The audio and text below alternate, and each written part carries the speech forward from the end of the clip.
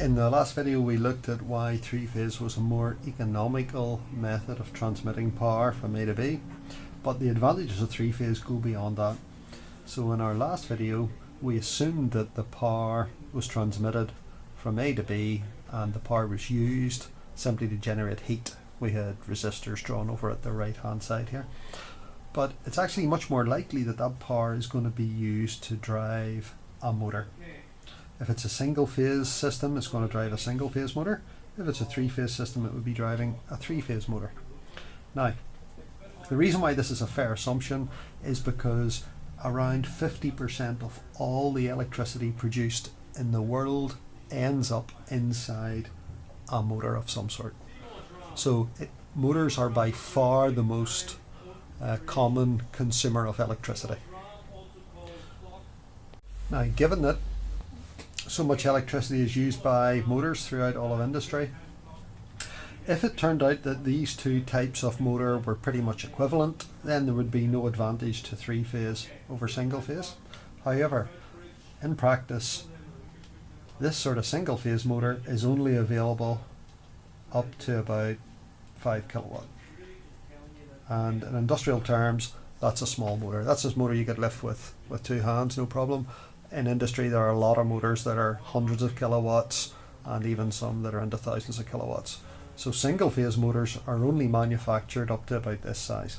So if you've got any sort of large machinery that needs driven, fans, pumps, conveyors, you can't really get a single-phase motor to do the job. You have to use a three-phase motor, therefore you need a three-phase supply.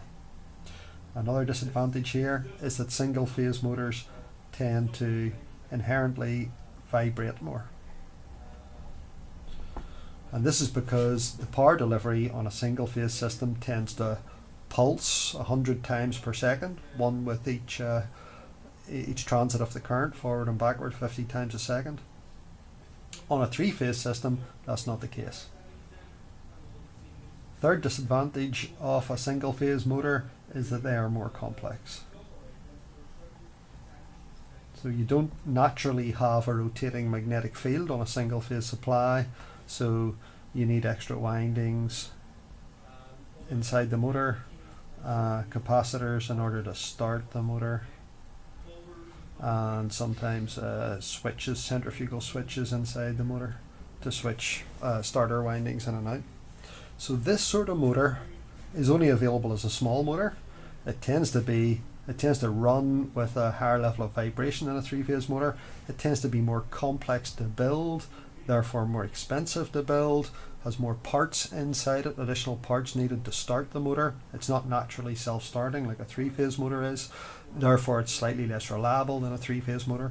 So all of these disadvantages, and of course therefore the associated advantages of a three-phase motor, mean that given that this device is a better machine for driving and it requires a three-phase supply, that means that a three-phase supply is much preferable to a single-phase supply. In other words, a three-phase supply enables you to run the most efficient and reliable type of motor that's ever been designed. A single-phase does not. So in summary, the three-phase motor comes in pretty much any size. The three-phase motor has very little vibration, constant power delivery.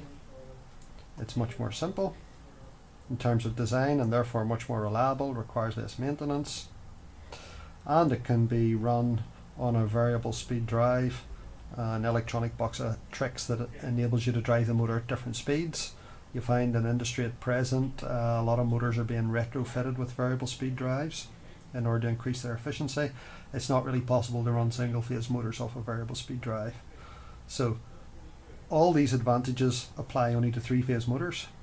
Three-phase motors consume pretty much half of the world's electricity, so the sensible way to supply them is on three-phase supply.